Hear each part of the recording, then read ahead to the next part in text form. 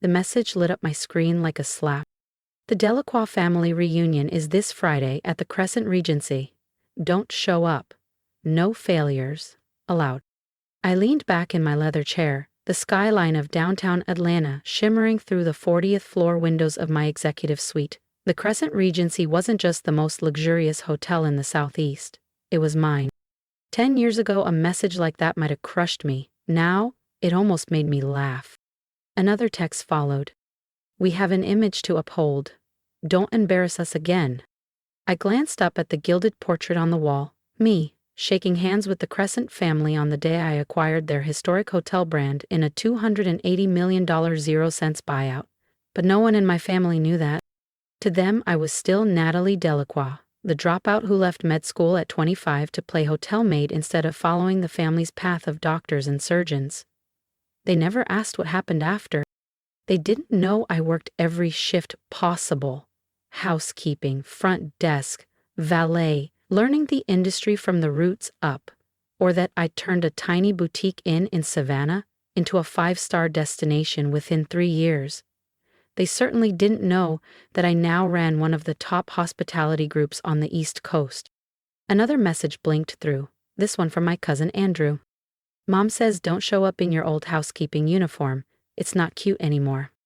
These days, my uniform was a navy silk blouse and an Armani blazer, but Andrew wouldn't recognize that kind of success if it held a press conference. My assistant Janelle buzzed in. Mrs. Delacroix, the quarterly revenue report's on your desk, and the Devereaux family confirmed the transfer of their Miami resort. Perfect. And the Delacroix family reunion booking? Confirmed. They reserved the Regency ballroom and ordered the platinum champagne package. Would you like us to include it on their final invoice? Smiled. Aunt Cynthia had bragged online for weeks about hosting the reunion at Atlanta's most prestigious hotel. I stood, straightened my jacket, and glanced once more at the lobby camera feed. Let the family enjoy the grandeur. The Delacroix name wasn't just on the invitation. It was etched in gold above the entrance. No, let them think it's complimentary, for now. I set my phone down and swiveled in my chair, the view of downtown Atlanta glowing in the evening light. The family group chat was still pinging nonstop. Plans, RSVPs, tone-deaf excitement. My mother had chimed in now. Please understand, Natalie. Your aunt just wants everything to reflect well on the family. The Crescent Regency has standards, you know. Oh, we did have standards, just not the kind they assumed. I opened my laptop and clicked into the guest profiles my team had compiled for the Delacroix family. Aunt Cynthia had been flagged at multiple luxury hotels for attempting to use expired credit cards.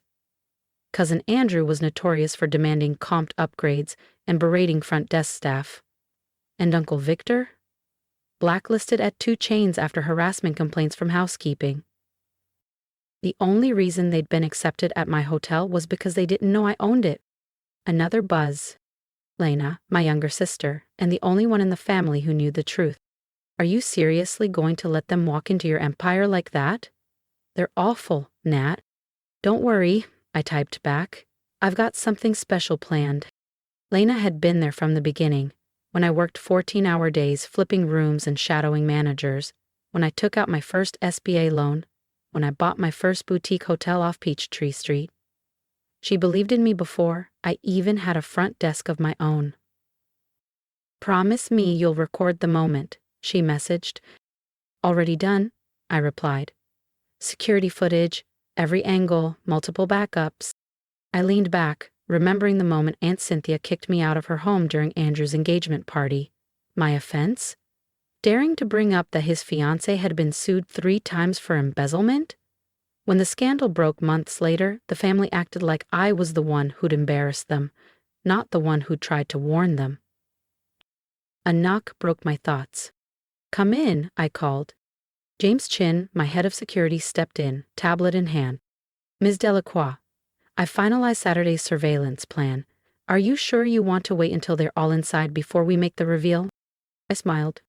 Yes, let them soak it in, let them toast, let them believe they belong here. James nodded. He'd been with me since that first little inn. He knew the best reveals happen after the final glass is poured. He'd seen how hard I'd worked, how many nights I'd slept in storage closets between shifts, how many holidays I'd spent on the graveyard shift while my family drank champagne. And their room reservations? James asked. Cancel them. All of them. He raised an eyebrow. Even your parents? I paused, remembering the day I told my father I was leaving med school. No daughter of mine is going to be a janitor in some hotel, he snapped. If you walk away from medicine, you walk away from this family. Especially my parents. James nodded and made a note on his tablet. In the ballroom, set up? Strip it down, everything except one table, one chair, leave the chandeliers dark, except one spotlight on that chair. James chuckled. Psychological warfare. I like it. After he left, I wandered to the floor-to-ceiling windows of my penthouse suite. The Atlanta skyline blinked back at me, the Crescent Regency's spire glowing above the streets where I once walked home in hand-me-down sneakers. This city watched me rise, not on family favors or last names, but grit, sacrifice, and resolve. My phone buzzed again. Aunt Cynthia, of course. We've hired photographers. Please don't ruin the photos. The Crescent has very high standards. I smiled, running my fingers along the gold-etched nameplate on my desk.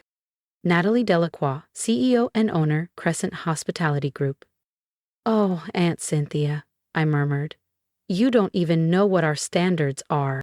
The rest of the week was meticulous. I reviewed security protocols, camera angles, and staff roles. My employees, many of whom had been humiliated by my family over the years, were thrilled to participate. Some even offered to work overtime for free. Friday night, I called Lena. Are you ready for tomorrow? Born ready, she laughed. Cameras charged. I've got angles planned like a film director. Then a pause. But Nat, are you sure about this? They're still your family. I looked at the framed photo of my younger self in a faded housekeeping uniform. They stopped being family the day they made me feel like a stain on their reputation. I glanced toward my closet. Tomorrow, I wouldn't wear a designer suit. I would wear that uniform, pressed, clean, and symbolic. The same one I wore when they dismissed me as nothing. Now, they would kneel beneath my name, carved in stone, over the doors they dared to walk through.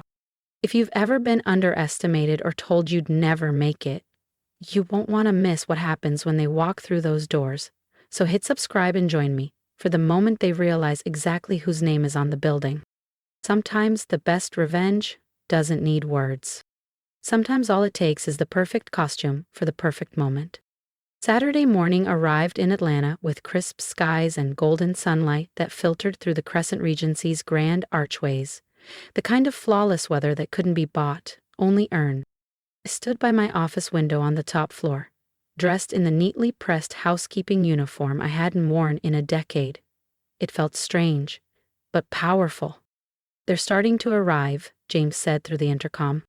Your Aunt Cynthia just tried to demand early check-in. I smirked. And when you told her the rooms weren't available? She asked to speak to the owner.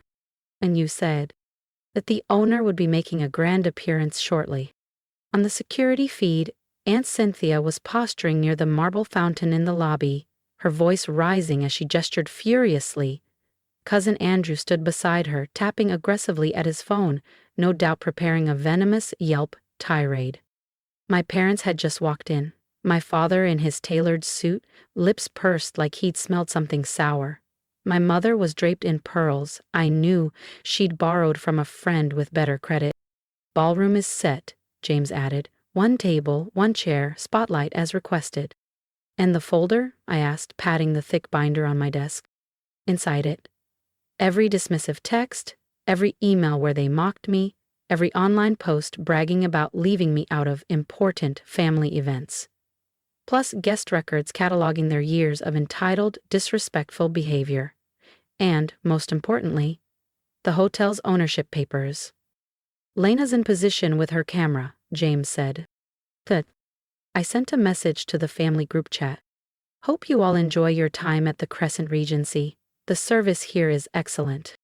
The responses were instant and cruel. Aunt Cynthia, how would you know? They'd never let you in the lobby. Andrew, go back to scrubbing toilets. Mom, Natalie, please, don't ruin this for everyone. I watched as they read the message, still laughing, still convinced I was beneath them. Start phase 1, I said into the intercom. Minutes later, the front desk began turning them away one by one. Your reservation? I'm sorry, it's been canceled. No, there are no rooms available.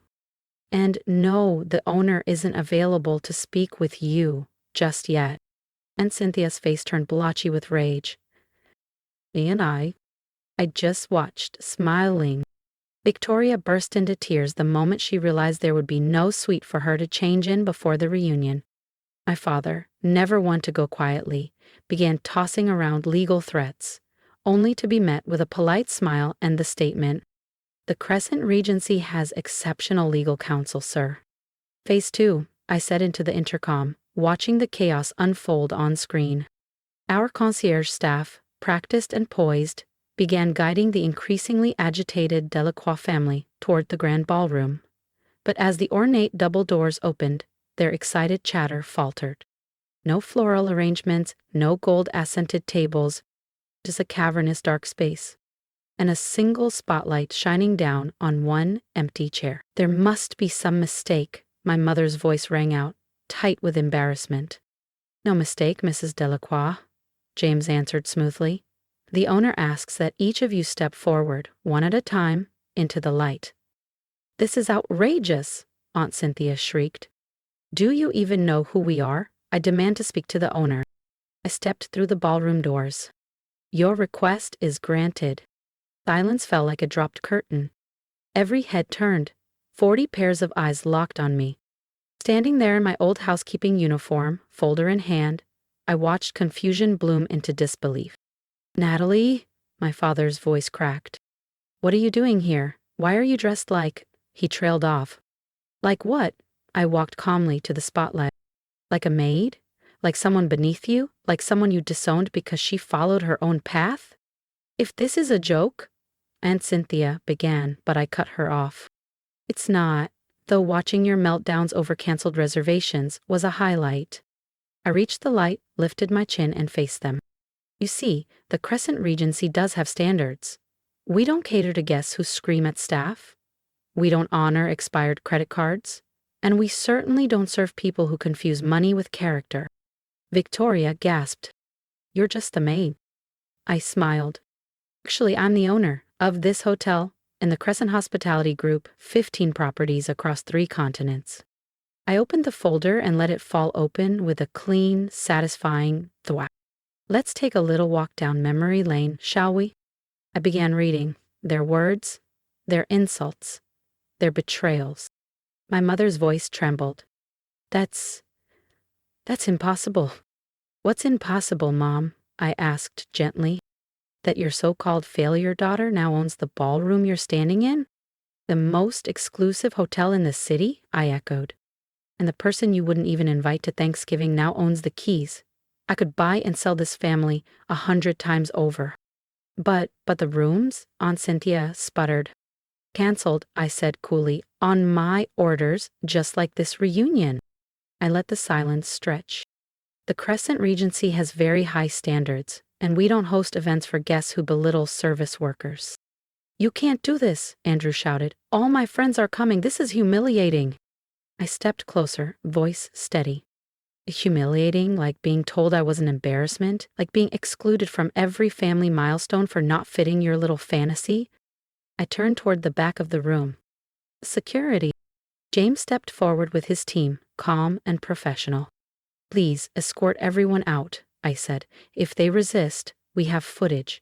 If they escalate, we have documentation from every hotel they've mistreated staff in, and if necessary, well, the press always needs material. Natalie, please. My father stepped toward me. No, I said firmly. Where was this energy when I needed you?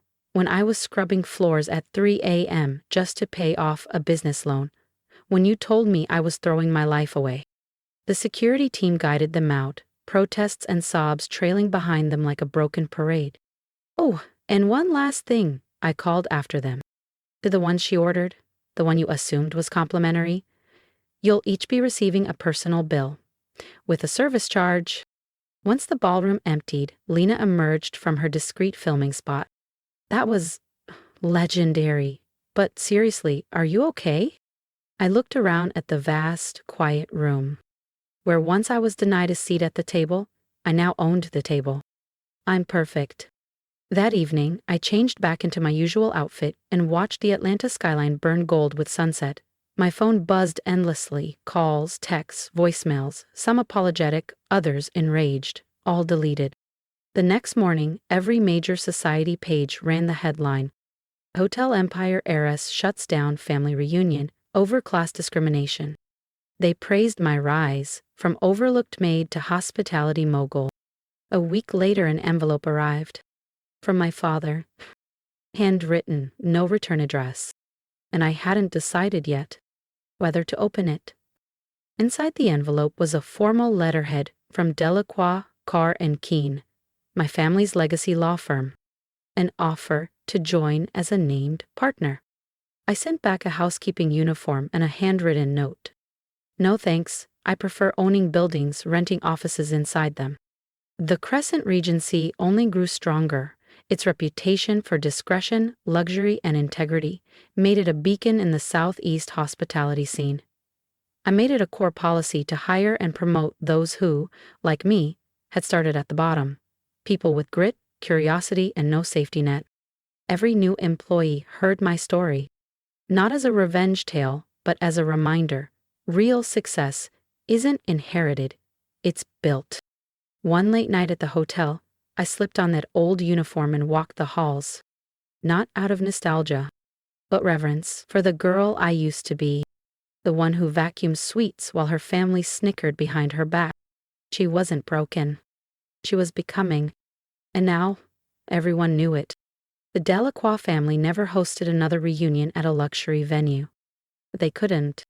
Word travels fast among high-ex hoteliers, and apparently my story resonated. Some even framed it in their offices. A reminder that success doesn't always arrive in a designer suit. Sometimes it wears a name tag and carries keys. Like the spotlight in the ballroom. During orientation tours, I'd pause beside it, and I'd tell the story of the day I stood beneath that beam, in a maid's uniform, teaching my entire family a lesson they'd never forget. It wasn't about vengeance. It was about value, and proving, once and for all, that I became someone no one thought I could be. Natalie Delacroix, hotel magnate, CEO, founder. Not bad for a so-called failure. Hey, if you felt something watching this unfold, if you've ever been dismissed, underestimated, or told you're not enough, hit that subscribe button and stand with me. Your support isn't just for my story, it's for everyone who's ever started at the bottom and dared to rise. I want to hear from you. Drop a comment below. Tell me what part of this hit home. Let me know if you've ever worn a uniform they looked down on, only to build something no one saw coming. Your voice matters here. Let's build a community that celebrates growth, grit, and quiet power.